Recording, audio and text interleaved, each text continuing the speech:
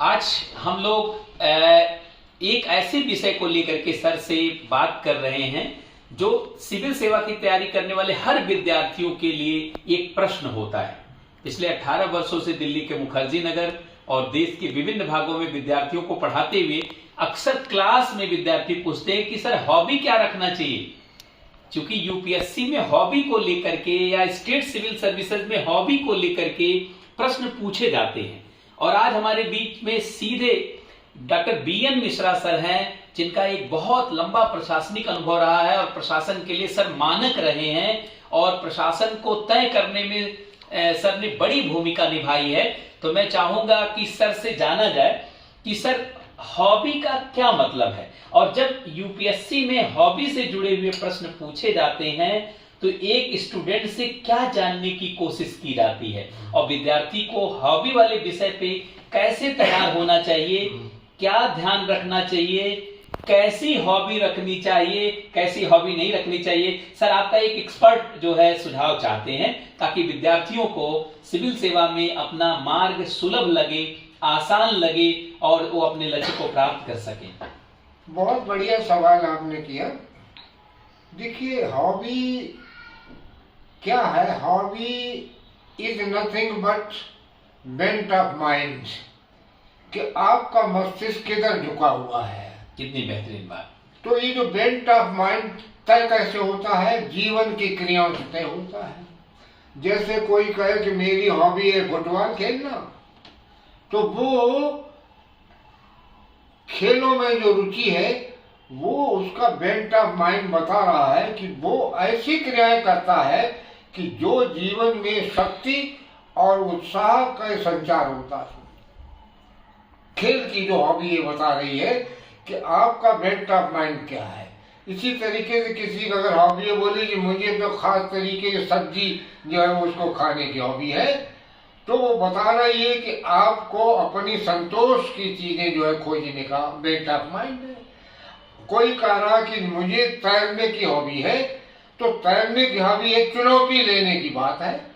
कितनी तो बेहतरीन बात है। हॉबी, मतलब अगर आपको खाने की हॉबी है इसका मतलब आप अपने को संतुष्ट करना चाहते हैं, और तैरने की हॉबी है तो आप चुनौती लेना चाहते हैं। जी सर। तो hobby is to test the best of mind, कि आपका मस्तिष्क जो है किधर जो है झुका हुआ, क्या करना चाहता है।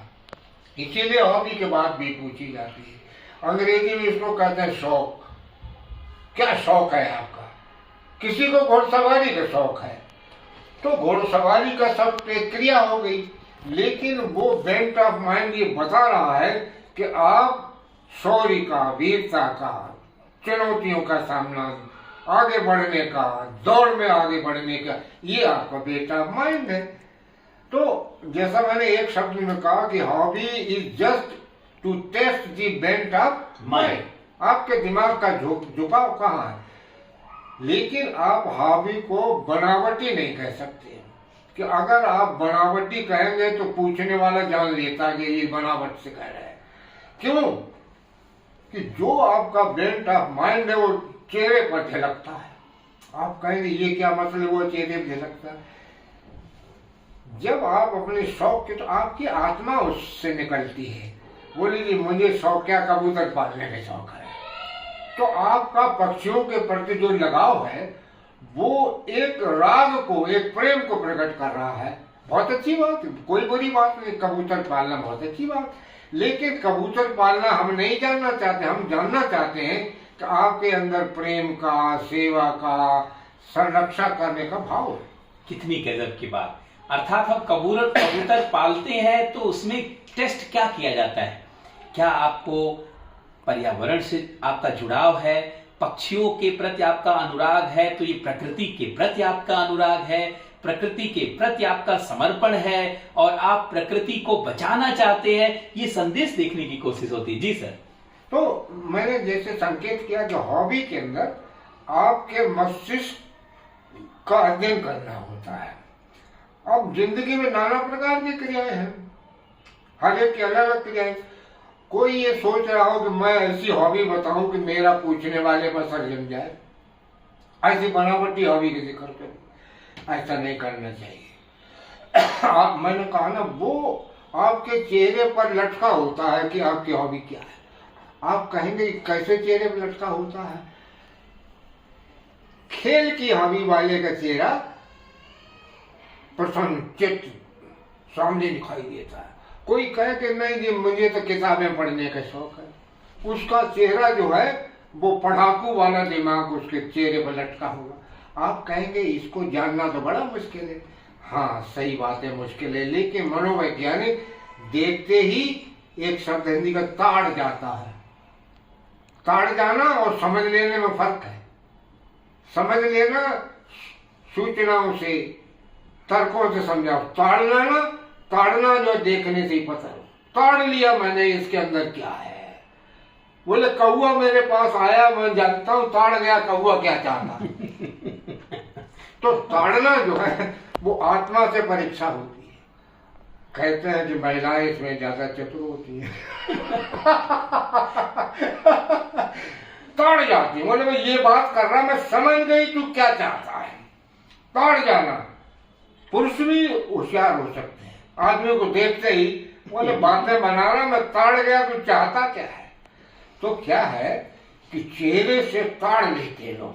ये हिंदी बड़ी सशक्त भाषा है। हिंदी स्फेरिकल लैंग्वेज है। हाँ। और इंग्लिश लीनियर लैंग्वेज है। हर परिस्थिति के लिए वहां शब्द है। तो जैसे मैंने कहा ताड़ लेना माने बगैर बोले, बगैर कुछ कहे सुने, बोले मैं समझ गया तू क्या चाहता है।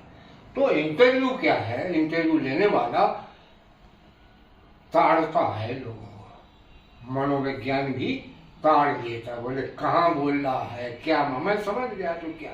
अगर बनावटी बातें कर रहा है तो ताड़ जाएगा, झूठ बोल रहा है तो ताड़ जाएगा।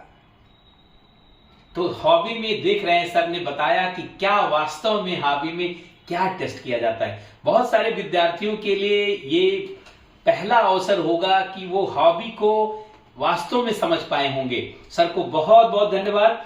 सर ये पूरे विद्यार्थियों के लिए आपका सुझाव विरासत जैसा है। मैं बहुत बहुत आपको धन्यवाद देता हूं।